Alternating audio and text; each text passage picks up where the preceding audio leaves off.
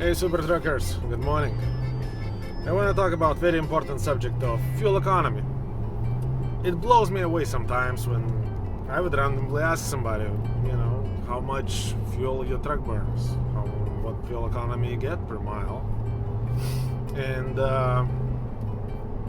there are some drivers, believe it or not, who doesn't know. We don't know, we don't care, and a lot of times the response is it doesn't matter how much fuel it burns.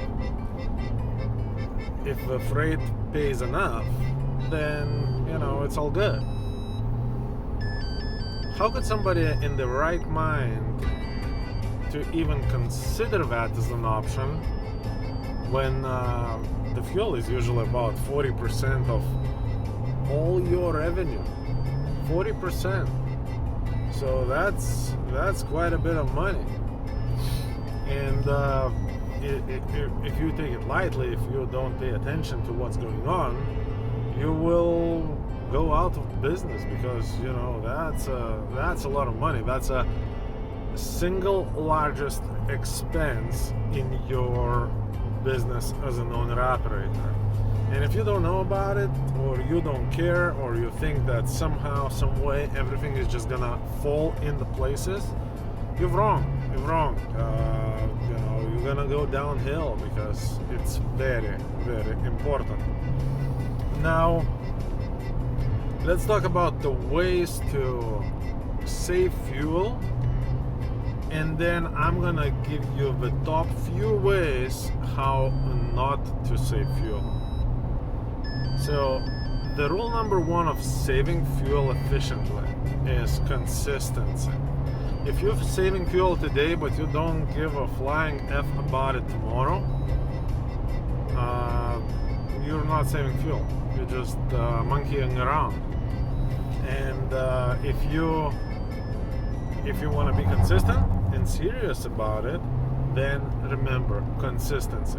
You have to consciously be aware of the fuel, and how much per gallon do you run. So that's rule number one. Rule number two: stay off the truck stops. Stay off the unnecessary stops. Plan your trip, because every time you stop, your fuel economy is going to go down. Every time you have to take that exit ramp, go into the truck stop, look for some souvenirs or postcards or whatever you're doing there, then you're gonna get it back out to the highway. All that stuff is gonna not only lose you time, it's also gonna lose you a lot of unnecessary fuel. So you're talking every stop is a gallon or more. A lot of times it's more. A gallon if it's just on and off. And if you have to go off the highway, get across, and get into the truck stop, and go to the far back end of the truck stop, and then get back to the highway, a few stoplights, it's gonna be more than a gallon. So if you got 10 unnecessary stops a day, that's your fuel economy. You will not be able to compensate that with anything else out there. So pay attention to your planning. Another thing is, keep your tires inflated. Believe it or not, I was reading there was a study done that underinflated tires will burn up to 25% more fuel. That's a lot of fuel. Trust me, that can get you from 6.5 miles to 5 miles with a gallon. Is that gonna make you happy? Is that gonna make you rich? I don't think so. So pay attention to your tire inflation. Make sure it's good. And for those of you who has automatic tire inflation, because currently all of our trailers has it. If you have that tire inflation, remember, it does not guarantee a perfect inflation. It comes from factory set at 95 psi. You want to be at 100, 105, maybe sometimes even up to 110. and just pay attention to that. If it's not at least at 100 all across, you need to get under that trailer, and there is a little valve there that you can actually regulate that very easily. That's a very easy process. It takes like literally 2 fingers and no tools. As a matter of fact, 1 finger and no tools. Just learn about the equipment that you're pulling. So that's another one. What else? Just keep in general your truck in good shape. If it's showing quite a few fault codes, well, guess what? That fuel economy may not be at its best. And when you put all those little things together, obviously the weight of your foot, that's probably a huge one. If you're driving like a maniac, you're never gonna get no good fuel economy, no matter what you do and no matter how you do it. I can give you like one real quick example of back in the day. I was running coast to coast, so a lot of times I would go from Midwest to California on I-80 and back, or sometimes I would go back all the way to the East Coast, and from the East Coast back to California, or back to Midwest and then to California. And anybody out there who has been around, you guys know that once you hit that 80 in Nebraska, right now I think is like 70, and then my bad, the Iowa is 70, then the Nebraska, Wyoming, Utah, Nevada, all those states like 75. You can fly like crazy.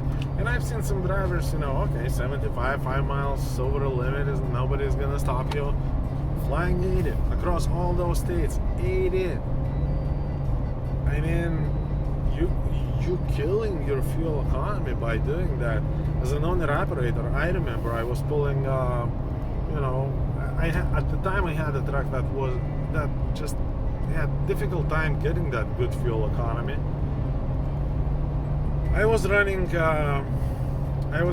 63, 64 coast to coast as an owner operator with a truck that's unlocked, has 550 horses, 13 speed. I could pass almost any truck out there easy. Why do they do that? Because I want to be effective. I work because of the money. Obviously I like trucking, but the main reason I'm really putting all that effort in is to make the money to better the standard of living. So what point is for me to run as fast as I can and blow most of my profit through a pipe? It just makes no sense. All right, now we got to this point where there are some wrong ways to save fuel. So the most common wrong way to save fuel is refusing heavy freight. Now let me counter that idea with a couple of different ideas. First of all, how many of you listening to this right now went to pick up 45,000 pounds load and ended up getting anywhere between 1,000 and 30,000 pounds? Everybody. How many times?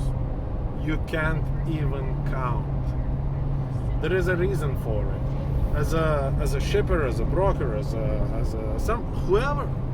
somebody who has freight, who's selling that load,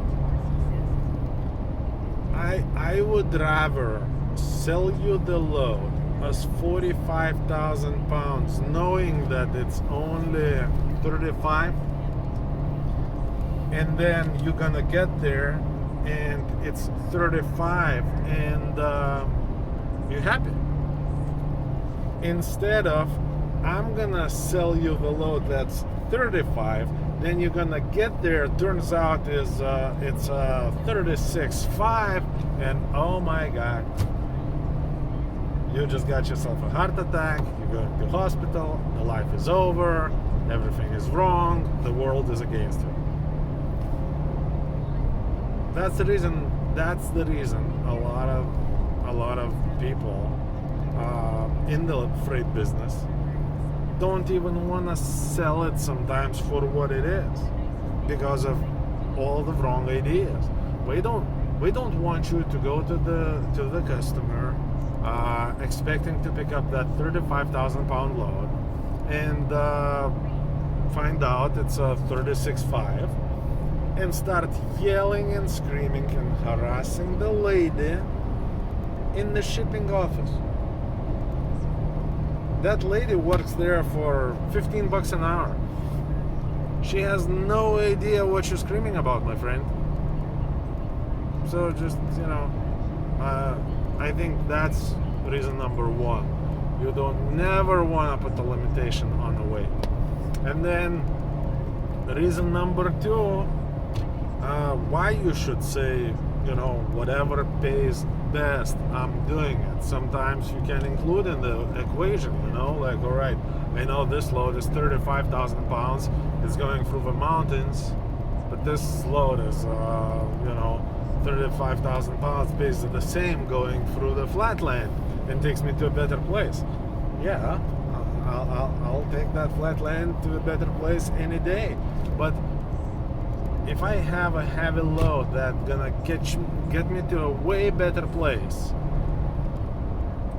and then the light load that pays less takes me to a lesser place, man, by accepting that load, I'm hurting my business, and so do you.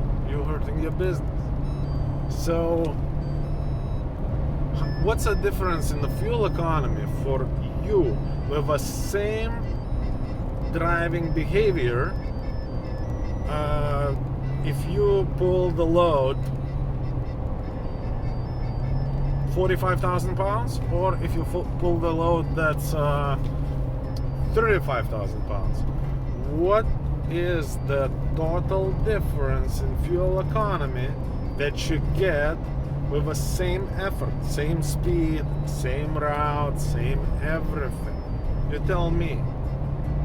It's probably half a mile less with a gallon at the most. So half a mile less with a gallon at the most. And you divide it by 6.5 miles per gallon. I mean, what is the cost of that overage of fuel? It's nothing. If a load, and potentially that overload that you don't want to take because it's too heavy, and that's not a fact until you go and pick it up, that load covers that and gives you all the extra you need. So why do you limit yourself? As a business owner, to limit yourself is the dumbest idea ever. And let me just, before I go and and annoy you to death, another example. If you ever go empty because the load is not paying what you think you are worth, don't talk to me about fuel economy, because you are making the queen of all the trucking mistakes. Peace out, super truckers, and keep an eye on that fuel.